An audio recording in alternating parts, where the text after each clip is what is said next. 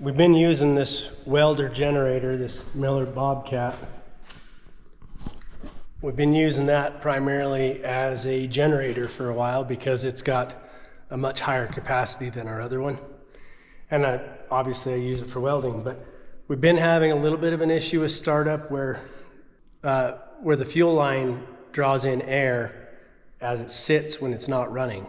And so it makes it a little tougher to start. We've got to get it primed, get the lines primed all the way back up to the pump and the carburetor. And this has a little diaphragm pump, a little pulse pump that runs off of the crankcase pressure. And once it's started and running, it usually works okay. But then after it sits for a day or two, that fuel line drains back out, draws air back into that fuel line and drains out, and then it's hard starting again. And just recently I went to use it and it wouldn't stay running. I'd get it primed and I'd start it and then it would draw back. So I pulled the pump off and checked it, and sure enough there's a leak in the diaphragm of that little pump.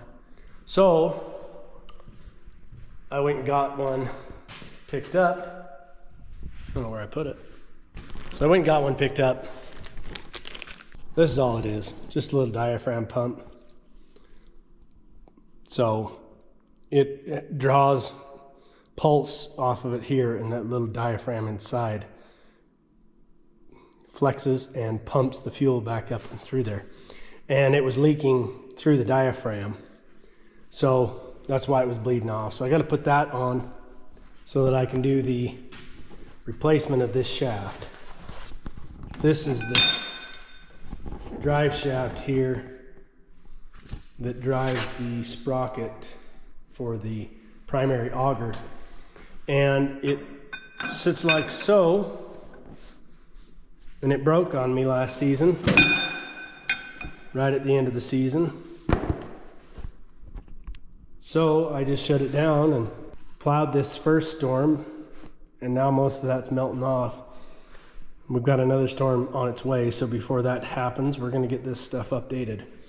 Got a new piece of shaft. I'm gonna cut this flange off here, and I'm thinking, I haven't unbolted it yet, but I'm thinking that that shaft goes through into this coupling to keep it centered for when this shear bolt pops. It would keep that centered into this coupling. This is a splined coupling to go onto the gearbox. But it should have at least a little bit sticking into here that will keep it centered in that hub when this pops, so that it doesn't come off of there and come flipping out and cause an issue that way.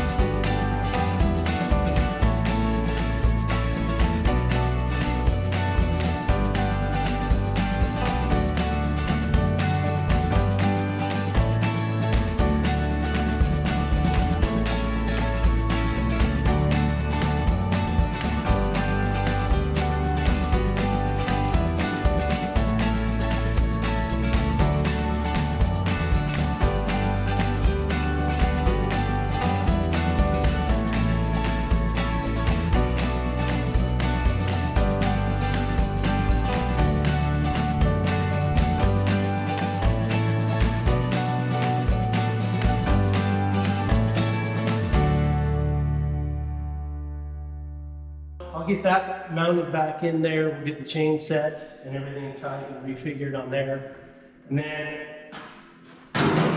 that should pretty well put it back into fully serviceable order. But we haven't used it yet. It's been sitting all summer, so I'm gonna go through, grease all the pillow blocks on the drive shaft, check the gearbox oil, all those kind of things. I did also pick up a rubber truck mud flap, and I'm gonna see about bolting extensions on these impeller blades for the secondary impeller that shoots the snow. Right now, I've got about 3/4 of an inch gap between those blades and the tunnel housing. So I think that the rubber little skirts on those impeller blades will help. And I'm sure that was a big part of when the snow was super heavy, it wouldn't want to discharge well and it would try to plug up. The other issue is this snowblower is built for a 40 to 85 horsepower tractor, and mine's 45. So it's basically everything that my tractor will do to run it. It's kind of maxed out for my tractor. And then when I'm pulling the hills and driving along, that extra horsepower loss from trying to pull the steep grades and stuff reduces the amount of power that actually delivers to the snowblower. And I also cleaned up the chute. The chute was really rough. It was bare metal, and it was just had a lot of where rocks had dinged into it and things like that over the years, and so it was really rough. I sanded that down and primed and painted it. So that should help keeping it from sticking in the chute. And we'll see. This might be the year that we do all this effort into the snowblower, and maybe we don't have to use them. And that would be okay with me, especially after last year. So anyway, let's get started. I'll just get started getting this stuff in.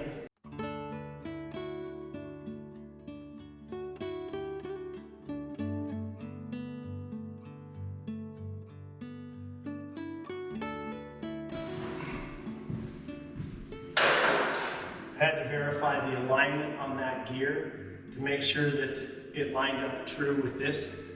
I used the original spacers to make sure that it sat where it had before, and it still shows true to there.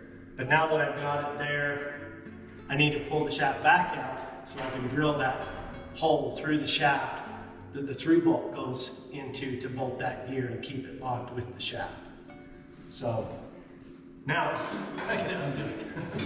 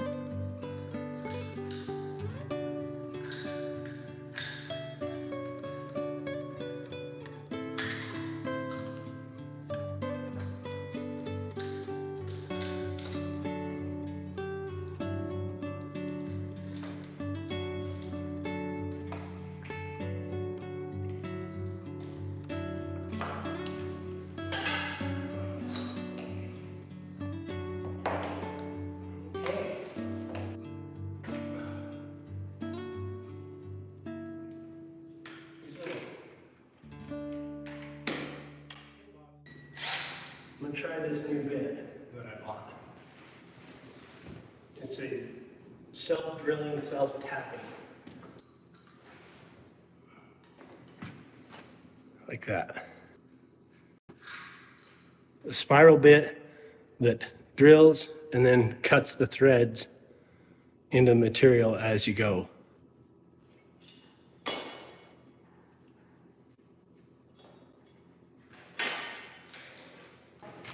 There's the damage. You want me to try to weld that back together for you? Yeah. Yeah. Probably won't. You could weld that up real quick and heat treat it. Heat treat it, sharpen it. Okay. I do that all the time. Yeah.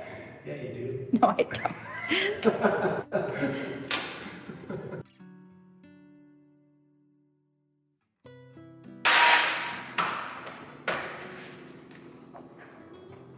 I cut these bigger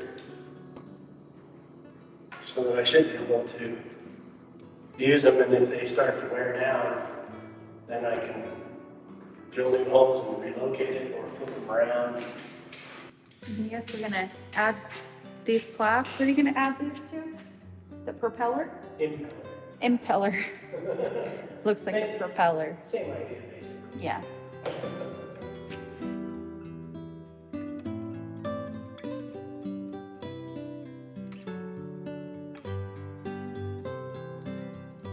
You can see, but right here there's a support that's welded onto the back.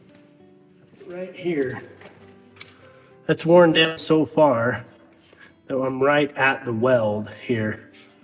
So if I try to drill through that and put a bolt, there's no surface for me to put a bolt. The bolt would have to be way back here. And I'd rather it not be back there. So I think for now, I'm gonna run with just the two. That gives me 2 sweepers and 2 non, and it should be okay.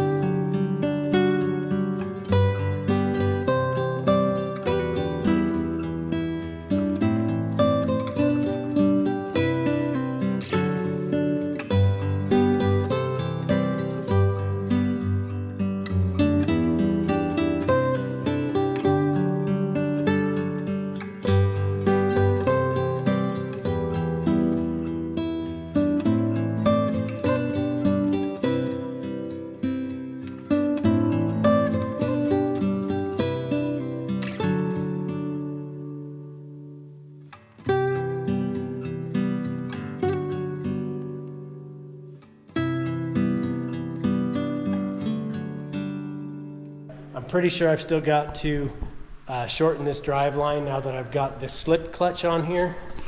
This slip clutch right there will make a lot of difference in how many shear bolts I burn through.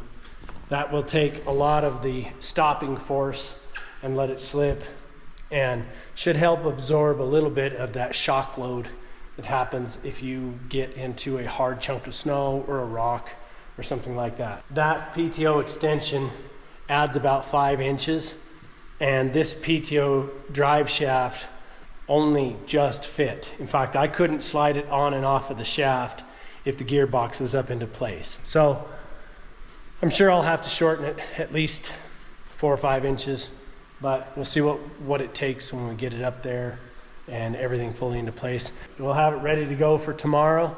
This is supposed to keep going until, I don't know, midnight or something like that. And I don't want to have to do it multiple times. So once it stops tonight, tomorrow morning, I'll get everything geared up and I'll go to snow blowing everything on our place and go hit the main road. Hopefully we don't have a ton of wind, long as it's a nice calm day tomorrow, it should be smooth sailing on that road, clearing the main road. So see what it is. Well, we got the snowblower mounted. I've got it all put on and everything bolted up. I did get the drive line cut down so that it fits in there now, and that slip clutch should make quite a difference. So before I get crazy going out onto the road just yet and getting real deep into it, I'm gonna go out here and hit some of this snow berm here and some of my road up around here, just kind of a little bit of a trial run on these things and try to get them opened up a little bit, throw the snow, see how things look and how things work, make sure everything checks out and is all in good shape. And if that all checks out, then I will come back in, get my heavy duty snow gear on and continue hitting the rest of the roads, get all the way through it all. So let's see how it goes.